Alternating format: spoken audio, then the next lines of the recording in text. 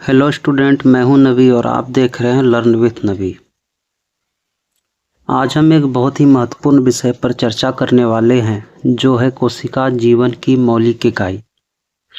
यह कक्षा 8 विज्ञान का 8वां अध्याय है। तो आइए शुरू करते हैं।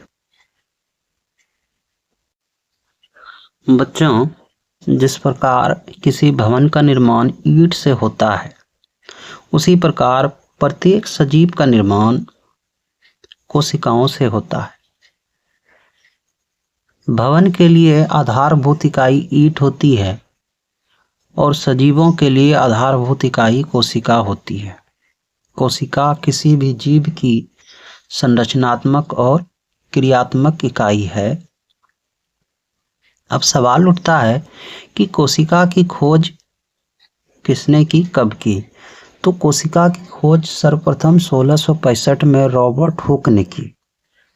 रॉबर्ट हुक ने उस समय अपने द्वारा बनाए गए एक अनगढ़ सूक्ष्मदर्शी की सहायता से कोर के अंदर जो है वो कोर के अंदर जो है उसने छोटे छोटे घर देखे। उस छोटे छोटे घर को जो है उन्होंने सेल का नाम दिया। वो छोटे छोटे घर कैसे दिखते थे? तो वो छोटे छोटे घर जो है मधुमक्खी के छत्ते जैसे दिखते थे। अच्छा, रॉबर्ट हुक ने जो कोशिका देखा था वो एक मृत कोशिका थी। बाद में उन्नत सूक्ष्मदर्शी के खोज होने के बाद 1668 में ल्यूवेनहॉक ने जो है पहले सजीव कोशिका की खोज की। अच्छा, कुछ जीव ऐसे होते हैं जिसका शरीर जो है सिर्फ एक ही कोशिका से बना होता है, जैसे कि अमीबा और पैरामीशियम। तो ऐसे जीव जिनके शरीर का निर्माण सिर्फ एक कोशिका से होता है, हम उन्हें एक कोशिकीय जीव कहते हैं, यूनिसेलुलर जीव। और कुछ जीव ऐसे होते हैं जिनका शरीर का निर्माण बहुत सारी कोशिकाओं से होता है। ऐसे जीव को हम बहुकोशिकीय जीव कहते हैं। जैसे मानव शरीर जो है, इनका निर्माण कई खरबों कोशिकाओं से होता है। उदाहरण से समझते हैं, यदि किसी व्यक्ति का वजन 60 किलो है तो उसके शरीर में 60 अरब खरब कोशिकाएं होती हैं। अगर किसी व्यक्ति का वजन 50 किलो है तो उसके शरीर में 50 अरब खरब कोशिकाएं होती हैं। तो हमने ये समझा कि जीव कोशिका के आधार पर दो प्रकार के हो सकते हैं, एक कोशिकीय जैसे कि अमीबा और पैरामीशियम, बहुकोशिकीय जैसे कि मनुष्य, मेढक, हाथी, चींटी इत्यादि। कोशिकाएं जो होती है, क्या सभी कोशिकाएं एक जैसी होती है? तो जवाब है नहीं, सभी कोशिकाएं एक जैसी नहीं होती है। कोशिकाओं का आकार भिन्न भिन्न होता है। कोशिकाओं का आकार उनके कार्य के अनुसार होता है। उदाहरण के लिए, मानव शरीर में पाई जाने वाली रक्त कोशिकाएं गोलाकार होती है, क्योंकि इसे नलियों में बहना होता है और नलियों में बहने के लिए गोलाकार आकार बिल्कुल परफेक्ट है, सही है। वहीं अगर हम मानव की पेशी कोशिकाओं की बात करें तो ये तुर्कनुमा होती है। तुर्कनुमा का मतलब है कि किनारे पर चपटी होती है और बीच में मोटी होती है। चूंकि ये कोशिकाएं जो हैं, पेशी कोशिकाएं, फैलने और सिकुड़ने का काम करती है। इसमें कुछ विशेष प्रकार के प्रोटीन होते हैं जिसमें परिवर्तन के कारण पेशी कोशिकाएं फैलती हैं, सिकुड़ती है, जिनके वजह से हमारे शरीर में, हाथों में, पैरों में गति उत्पन्न होती है। वहीं हमारे ब्रेन में तथा शरीर के अन्य भागों में पाई जाने वाली तंत्रिका कोशिकाएं, न्यूरॉन, ये शाखित होती है, तारे जैसी होती है। और ये जो बीच वाला भाग है जो तारे जैसा आपको दिख रहा है, ये साइटोन, इससे बहुत सारे शाखाएं निकली रहती है, इन्हें हम डेंड्राइट्स कहते हैं। और एक लंबा सा पूंछ भी होता है जिनको हम एक्सॉन कहते हैं। इनका ये आकार जो है मदद करता है सूचनाओं को शरीर में एक स्थान से दूसरे स्थान तक पहुंचाने में। अच्छा, अब सवाल ये उठता है, क्या बड़े जीवों की कोशिकाएं बड़ी होती है और छोटी जीवों की कोशिकाएं छोटी होती है? तो जवाब है नहीं। चाहे जीव बड़ा हो या छोटा हो, दोनों में एक ही कोशिकाएं होती है और उनका आकार भी एक होता है। ठीक है। हाथी और चूहे दोनों की कोशिकाएं लंबी और शाखान्वित होती है।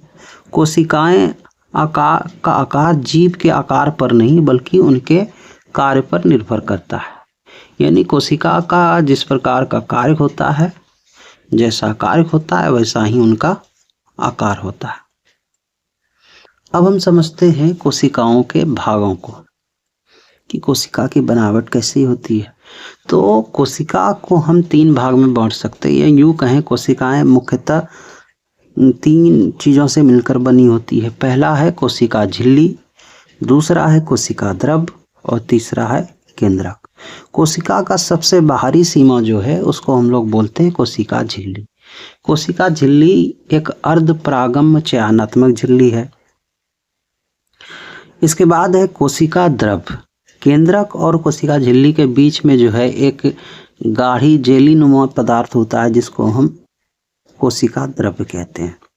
इसमें mitochondria, ribosome, lysosome, Golgi, endoplasmic reticulum, कई प्रकार के जो है कोशिकांग पाए जाते हैं जो अलग अलग कार्य करते हैं।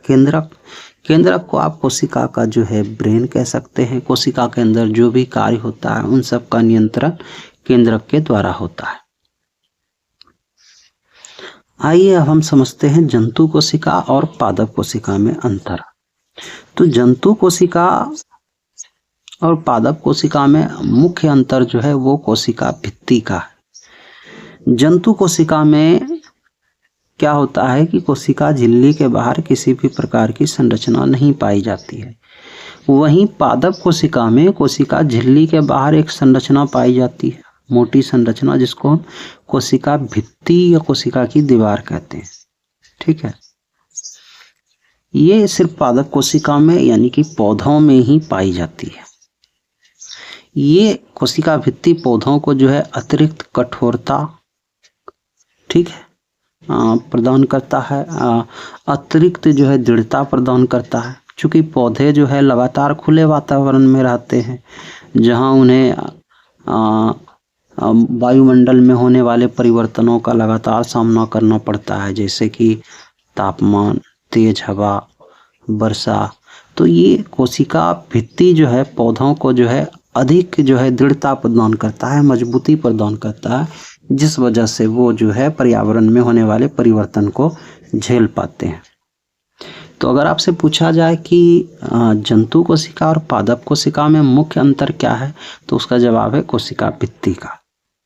अगर हम बात करें कोशिका भित्ति जो है ये मृत होती है और कोशिका झिल्ली ये सजीव होती है। ठीक है। कोशिका भित्ति से प्रत्येक चीज पार हो सकती है, लेकिन कोशिका झिल्ली प्रत्येक वस्तु को जो है अपने से होके पार नहीं होने देती है।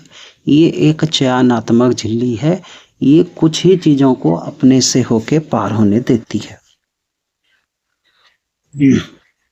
आइए हम लोग देखते हैं कोशिका द्रव्य।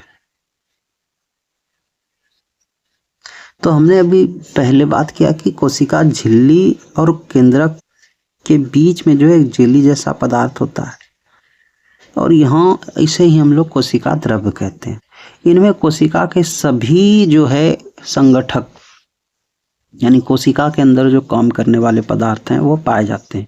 जैसे अभी आप यहाँ पे रेड कलर का कुछ देख रहे हैं, नाव जैसी संरचना 1 2 3 4 मौजूद है ये यहाँ पर। तो ये जो है माइटोकॉन्ड्रिया है।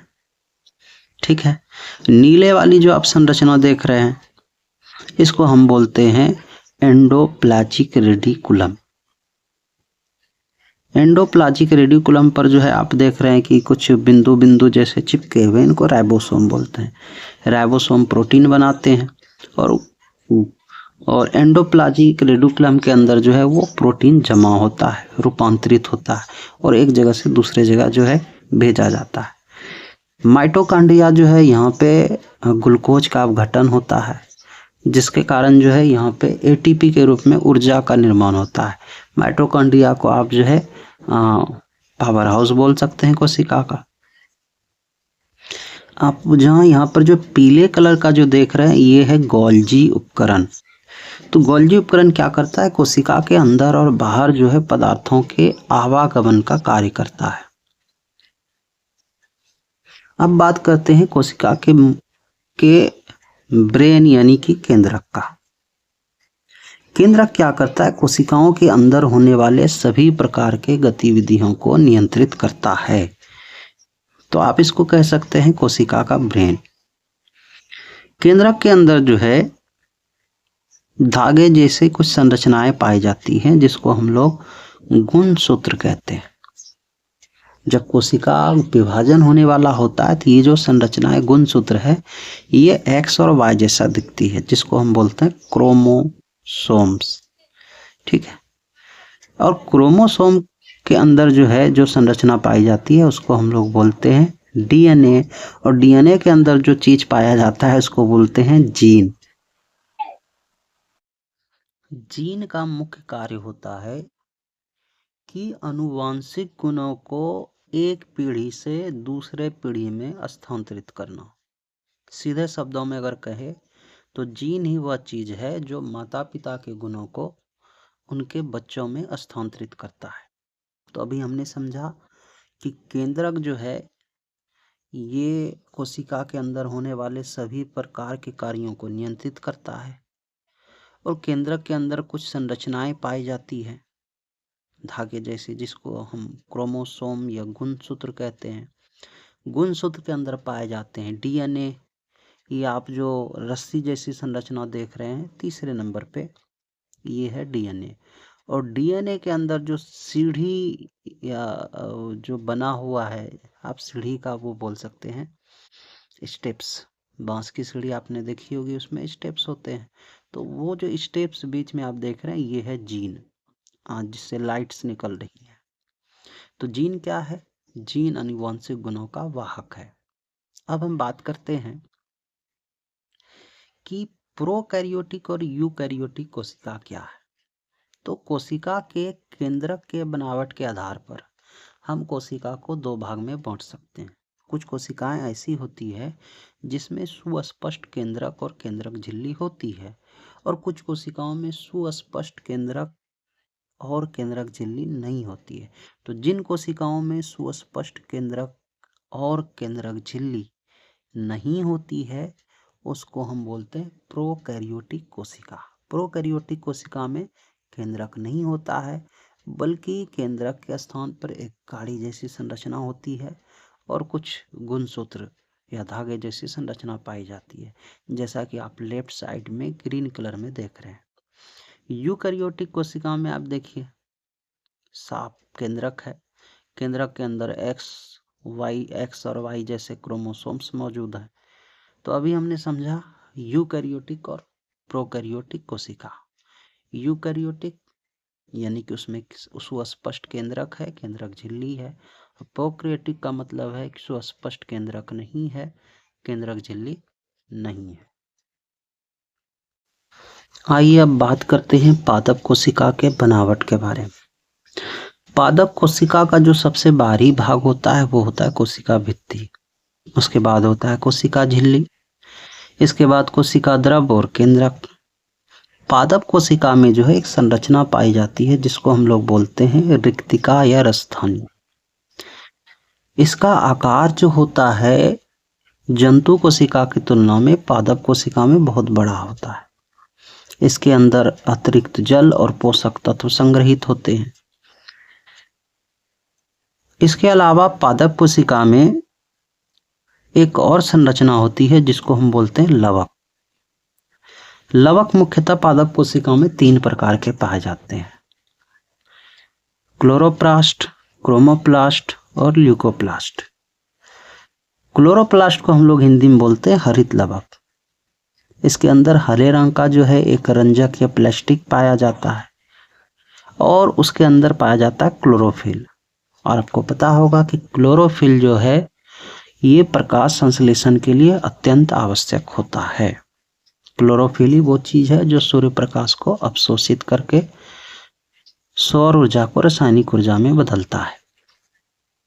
आइए हम बात करते हैं पादप कोशिका और जंतु कोशिका में मुख्य अंतर का।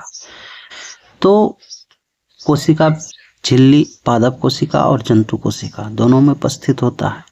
कोशिका भित्ति पादप कोशिका में उपस्थित होता है, जंतु कोशिका में अनुपस्थित होता है। केंद्रक पादप कोशिका और जंतु कोशिका दोनों में मौजूद होता है। प्लेस्टिड या लवक पादप कोशिका में उपस्थित होता है, जंतु कोशिका में अनुपस्थित। रिक्तिका पादप कोशिका में बड़ी होती है और जंतु कोशिका में छोटी होती है या कुछ जंतु कोशिकाओं में अनुपस्थित भी होती है। अब हम बात करते हैं कि कोशिकाएं काम, अभी हमने समझा कि जो कोशिकाएं हैं वो जीवन की मूलभूत इकाई है। कैसे? तो कोशिकाएं मिलकर जो है उत्तक बनाती है और उत्तक मिलकर बनाते हैं अंग। अंग में बहुत सारे अंग मिलके बनाते हैं अंग तंत्र। जैसे कि हम बात करें कि कोशिकाएं मिलकर उत्तक बनाए, उत्तक ने मिलकर एक अंग बनाया अमाशय, और अमाशय छोटी आंत बड़ी आंत, ठीक है। इसके अलावा जो है आप इसमें अग्नाशय, लीवर, मुंह, जीभ, अन्य अंगों को जोड़ दे तो ये एक पूरा सिस्टम बन जाता है जिसको हम कहते हैं अंग तंत्र, जो भोजन को पचाने का कार्य करता है। और कई अन्य अंग तंत्र मिलकर जो है वो किसी जीव के शरीर का निर्माण करता है। तो आपके भीतर एक संपूर्ण अदृश्य ब्रह्मांड मौजूद है और जो काम कर रहा है, जो आपको जिंदा रखा हुआ है। तो ये था हमारा चैप्टर कोशिका और उसके प्रकार। आपको अगर वीडियो अच्छा लगा हो तो वीडियो को लाइक करें, चैनल को सब्सक्राइब करें। Thank you.